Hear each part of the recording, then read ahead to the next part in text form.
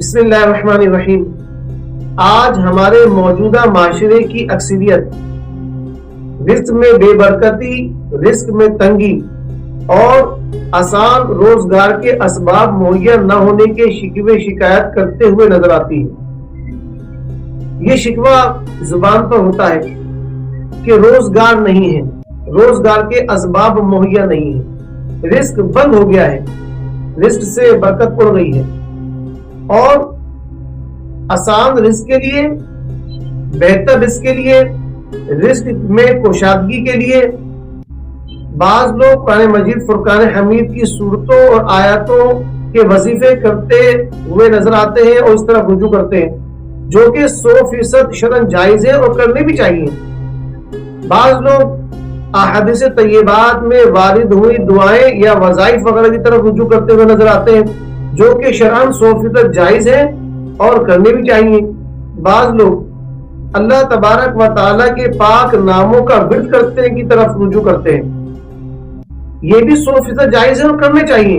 اور بعض لوگ تعویذات کی طرف رجوع کرتے ہیں کہ تعویذ گلے میں پہن لیا جائے، ہاتھ میں باندھ لیا جائے، گھر میں لگا دیا جائے، دکان میں لٹکا دیا جائے، دکان میں رکھ دیا جائے، یا گلے میں رکھ دیا جائے، یا پرس وغیرہ میں رکھ لیا جائے۔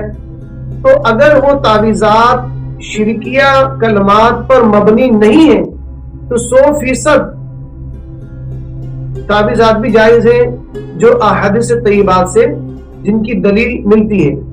خیر، مگر حقیقت یہ ہے کہ ہم اس بے برکتی اور رزق میں تنگی کی جو وجوہات ہیں، جو اسباب ہیں، اس طرف رجوع نہیں کرتے اور نہ جاننے کی کوشش کرتے ہیں کہ رزق تنگ کب ہوتا ہے، رزق کب روک لیا جاتا ہے، اور رزق میں تنگی کی اسباب کیا ہیں۔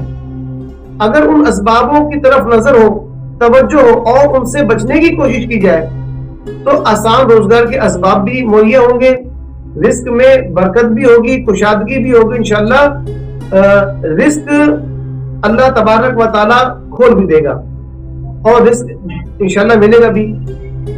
رزق رک جانے میں اور رزق میں بے برکتی ہونے میں اور رزق رک جانے اور بند ہو جانے میں جو سب سے بڑی وجہ ہے وہ ہے گناہ۔ جی ہاں، جب گناہوں کی کثرت ہو، انسان گناہ پر گناہ کرنے لگے تو ان گناہوں کی نحوست کے سبب سے رزق تنگ کر دیا جاتا ہے۔ رسول اللہ صلی اللہ علیہ وآلہ وسلم کی حدیث مبارکہ ہے ابن ماجہ میں، جس کا خلاصہ مفہوم یہ ہے کہ بے شک بندے کو گناہوں کے باعث رزق سے محروم کر دیا جاتا ہے۔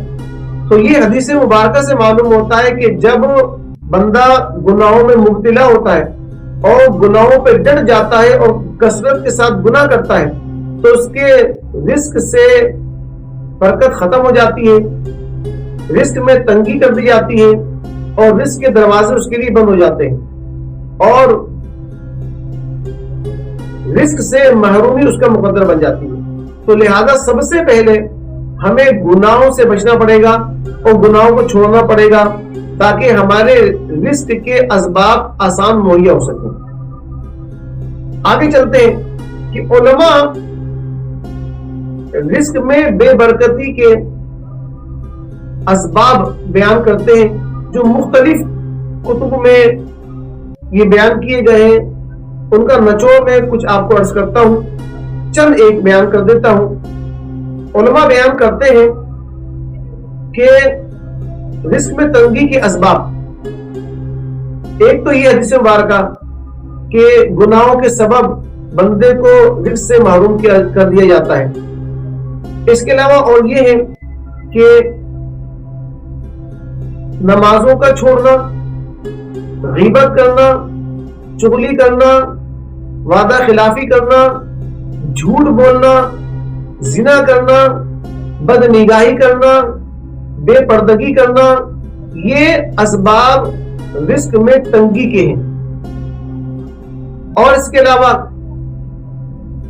جھوٹے برتن چھوڑ دینا، کھانے کے بعد جھوٹے برتن چھوڑ دینا، یہ رزق میں تنگی کے اسباب ہیں۔ اسی طرح بچوں کو کوسنا، ان کو بددعائیں دینا، فقیر کو جھڑک دینا اور اس کو ملامت کرنا، اس کو فقیروں کو بھگانا کہ کوئی اللہ کے نام پر آ کے آپ سے مانگے، اس کو جھڑکنا، اس کو بھگانا، یہ رزق میں تنگی کے اسباب ہیں۔ اسی طرح کھانے سے پہلے جو کھانے کا وضو ہوتا ہے اور کھانے کے بعد کا وضو ہوتا ہے، یعنی کہ دونوں ہاتھوں کو دھونا اور کلی کرنا یا منہ کا اگلا حصہ دھونا، یہ کھانے کا وضو کہلاتا ہے۔ تو کھانے کے اول و آخر کھانے کا وضو نہ کرنا، یہ بھی رزق میں تنگی کے اسباب میں سے۔ اسی طرح کھڑے کھڑے ہو کر یا جوتے چپلے پہن کر کھانے سے بھی رزق سے برکت ختم ہو جاتی ہے، اور یہ مرض ہمارے یہاں بہت عام ہے۔ عمومی طور پر شادی بیاہ کے موقع پر جب تقریبات میں شرکت ہوتی ہے تو دیکھا یہی جاتا ہے کہ کھڑے کھڑے کھانا کھایا جاتا ہے، میز وغیرہ پر بیٹھ کے کھائیں، اس وقت بھی جوتے چپلے وغیرہ پہنی ہوئی ہوتی ہیں، تو یہ بھی رزق میں تنگی کے اسباب میں سے۔ اسی طرح بیت الخلا کے اندر بولنا یا بات چیت کرنا، یہ بھی رزق میں تنگی کے اسباب میں سے ہے۔ تو لہٰذا ان چیزوں کو چھوڑنا چاہیے۔ حسد وغیرہ کرنا یا کسی کے مال و اسباب کو دیکھ کر اس سے حسد کرنا کہ اس کے پاس تو اتنا کچھ ہے، یہ سبب بھی رزق میں تنگی کا ہے۔ اور بھی کئی اسباب علماء بیان کرتے ہیں، جن میں سے ایک یہ بھی ہے کہ فجر کی نماز کے بعد طلوع آفتاب سے پہلے سو جانا، یہ بھی رزق میں تنگی کے اسباب میں سے ایک سبب ہے۔ اسی طرح مغرب کی نماز کے بعد سو جانا، یہ بھی رزق میں تنگی کے اسباب میں سے ایک سبب ہے۔ بعض بیان یہ بھی کرتے ہیں کہ مغرب کے بعد گھر میں جھاڑو وغیرہ لگانا، اسی طرح ٹوٹے ہوئے کنگے کو استعمال کرنا، یہ بھی رزق میں تنگی کے اسباب میں سے بیان کیا جاتا ہے۔ تو علماء کافی اسباب بیان کرتے ہیں، تو لہٰذا ان سے بچنا چاہیے اور گناہوں سے بچنا چاہیے۔ جب ہم گناہوں سے بچیں گے، گناہوں کی نحوست کو چھوڑیں گے، تو انشاءاللہ تعالی رزق میں کشادگی بھی ہوگی، رزق میں برکت بھی ہوگی، اور غیب سے رزق کے دروازے کھلیں گے۔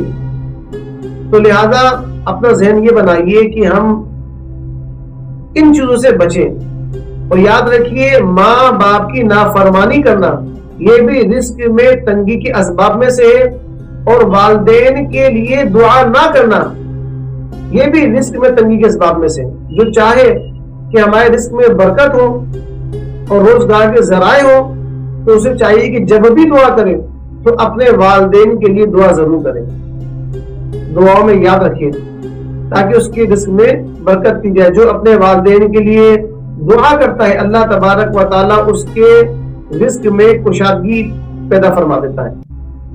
مختلف بزرگوں کے اقوال ہیں، احادیث طیبات ہیں، علماء نے جو بیان کیا ہے، میں نے اس کا مختصراً نچوڑ عرض کر دیا ہے۔ تو اللہ تبارک و تعالیٰ ہمیں رزق کی تنگی سے محفوظ فرمائے اور گناہوں سے بچنے کی توفیق عطا فرمائے۔ بیان کی لرزشیں، خطائیں، سبقت لسانیاں جو ہوئی ہوں، اللہ تبارک و تعالیٰ اپنے فضل و کرم سے درگزر فرمائے۔ آمین بجاہ نبی الامین صلی اللہ تعالی علیہ وآلہ وسلم۔